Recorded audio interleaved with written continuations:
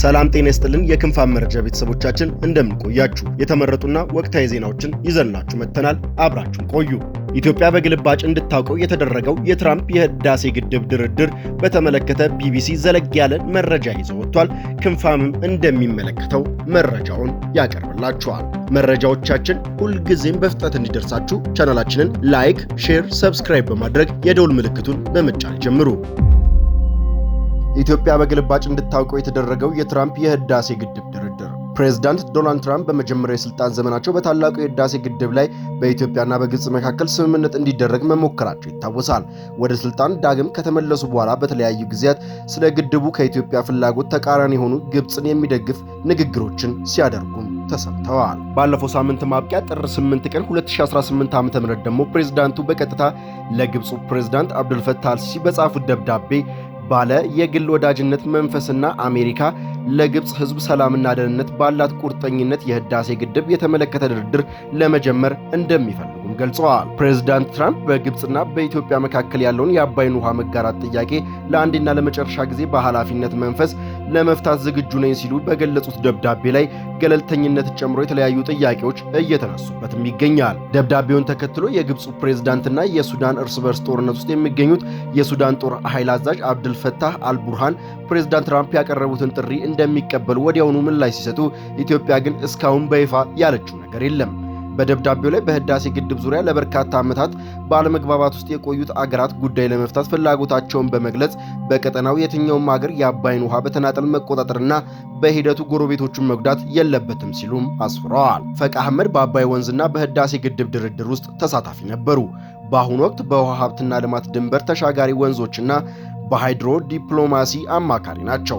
ስለ ደብዳቤውና በውስጡ ስለያዛቸው ጉዳዮች ከቢቢሲ ጋር ቆይታ ማድረጋቸውን ክንፋም ተመልክቷል። ኢትዮጵያ ምን ማድረግ አለባት ሲባል ለቀረበላቸው ጥያቄም አቶ ፈቂ የማደራደር ሐሳብ በደብዳቤ የገለጹት ትራምፕ የመረጧቸው ቃላትና አገላለጻቸው በከፍተኛ ደረጃ ለግብጽ ያደሉ ናቸው በማለት የደብዳቤውንና የድርድሩን ማጠንጠኛ የግብጽን ፍላጎት ለማሳካት የታለመ ይመስላልም ብለዋል። ለዚህም ከዚህ ቀደም ብዙ ያከራከረውና ከስምምነት እንዳይደረስ ምክንያት ከሆኑት ጉዳዮች የሆነው ኢትዮጵያ ከግድቡ ኤሌክትሪክ ማመንጨት እንጂ በውሃ የመጠቀም መብቷን የማያውቅ ነው ያሉት አቶ ፈቅ የኢትዮጵያ ተጠቃሚነትን የሚያመላክት እንዳልሆነም አመላክተዋል። ሱዳንና ግብጽ የአባይ ውሃን በጣሙን ስለሚያስፈልጋቸው በተለይም ድርቅ በሚሆንበት ጊዜ ኢትዮጵያ ውሃውን መልቀቅ እንዳለባት የሚያመለክት መልእክት በደብዳቤ ውስጥም አለ። በትራምፕ የመጀመሪያ ስልጣን ዘመን አሜሪካና የዓለም ባንክ አሸማጋይነት ተከታታይ ድርድሮች መደረጋቸውም ይታወሳል። ነገር ግን ከስምምነት ተደርሶ ይፈረማል በተባለው በመጨረሻ ሰዓት ኢትዮጵያ አልፈርምም በማለቷ ጉዳዩ በእንጥልጥልም ቀርቷል። ኢትዮጵያ ከ6 ዓመት በፊት የቀረበውን ስምምነት ሳትቀበል የቀረችው ወደፊት በአባይ ውሃ የመጠቀም መብቷን ስለሚነፍቅ ነው ሲሉም አቶ ፈቅ አስታውሰዋል። አሁንም ወደ ድርድር ከመግባት ግብጽና ሱዳን በተደጋጋሚ ሲጠይቁት የነበረው አስገዳጅ ስምምነት እንዲፈረም አሁንም መጠየቃቸው እንደማይቀር ያምናሉ። ዶናልድ ትራምፕ ቢሆኑ ያ ስምምነት ሰነድ አሁንም ቀርቦ እንዲፈረም መጠየቃቸው አይቀርም። ከ2019 እስከ 2020 ድረስ ግብጽ፣ ኢትዮጵያና ሱዳን አሜሪካና ዓለም ባንክ መጀመሪያ ታዛቢነት በኋላም በአደራዳሪነት ገብተው ያረቀቁት ስምምነት ሰነድ አሁንም ሊቀርብ ይችላል። ነገር ግን በዚህ ሰነድ ውስጥ ኢትዮጵያ ውድቅ ያደረገችው የውሃ አሞላልና ዓመታዊ የውሃ አለቃቀቅ በተመለከተ ክፍል በውስጡ በድብቅ የተሰገሰገ ለግብጽና ለሱዳን የውሃ ድርሻ ኢትዮጵያ እውቅና እንድትሰጥ የሚያደርግ ሐሳቦች የያዘ መሆኑን አቶ ፈቅ ጠቅሰዋል። አጣብቂኝ አማራጮች አሜሪካና ዓለም ባንክ ሲያደርጉት በነበረው ጥረት የነበረው ስምምነት ሰነድ ኢትዮጵያ ጥቅሜን የሚያስጠብቅ አይደለም ብላ ወጥታ ትራምፕ በምርጫ ተሸንፈው ከዋይት ሃውስ ከተሰናበቱ በኋላ በአፍሪካ ህብረትና በዩናይትድ አረብ ኤሚሬት አማካይነት ሌላ ዙር ሙከራ ቢደረግም ለፍሬ ሳይበቃ ቀርቷል። አሁን ደግሞ ከ4 ዓመት በኋላ ትራምፕ ወደ ስልጣን በተመለሱ በዓመታቸው ግብጽና ሱዳን ፍላጎታቸውን ለማሳካት ከዓመታት በፊት በእንጥልጥል የቀረውን ስምምነት በአሜሪካ በኩል እንዲፈረም ጥረት እያደረጉ የሚል እምነት አቶ ፈቅ አላቸው። አሁን ግን ከትራምፕ በኩል የሚቀርቡ አማራጮች ፈታኝ ሊሆኑ እንደሚችሉም ይጠቅሳሉ። ለዚህ ደግሞ ኢትዮጵያ ጥንቃቄ ማድረግ ያስፈልጋታል በማለትም አሳስበዋል። እንዲህ ያለው ስምምነት መፈረም ብሔራዊ ጥቅምን የሚነካ ነው። አልደራደርም ማለት ደግሞ ከአሜሪካ በኩል ከፍተኛ ጫና ሊያስከትልም ይችላል ሲሉ ይናገራሉ። ትራምፕ ቅድመ ሁኔታ ተስማምተው ይህንን ድርድር ወይም ተቀበሉ በማለት ያ ካልሆነ ደግሞ ሌሎች እርምጃዎችና ጫናዎችን እንደሚወስዱ ሊገልጹ ይችላሉ።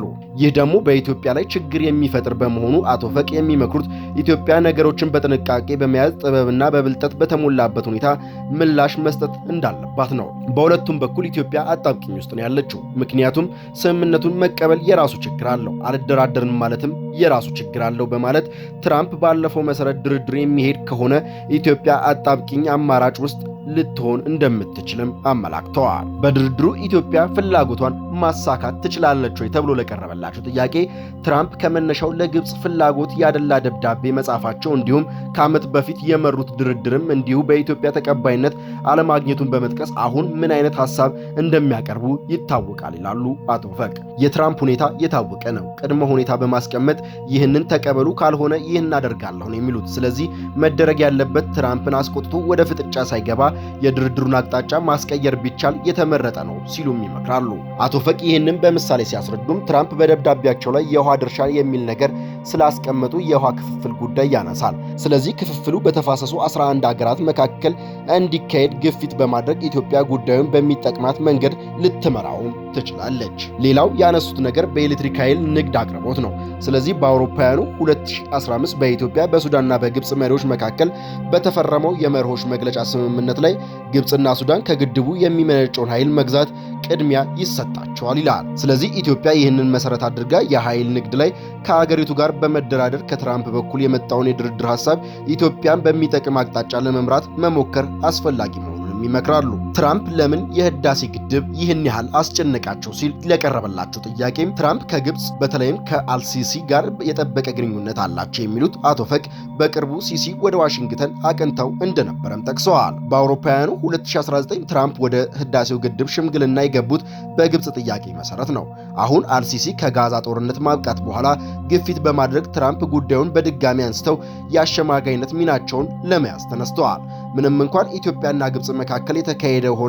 እንኳን በኢትዮጵያና በግብጽ መካከል የተካሄደ ሆነ ሊካሄድ የነበረ ጦርነት ባይኖርም ትራምፕ ተደጋጋሚ በአገሪቱ መካከል ጦርነት ማስቀረታቸውን ሲናገሩም ተሰምተዋል። በዚህም የዘውትር ፍላጎታቸው የነበረውን የኖቤል ሽልማት ለማግኘት ከሚጠቅሳቸው ስምምነት ግጭቶች መካከል የሁለቱ ሀገራት ስምምነት ሲጠቅሱም ተሰምተዋል።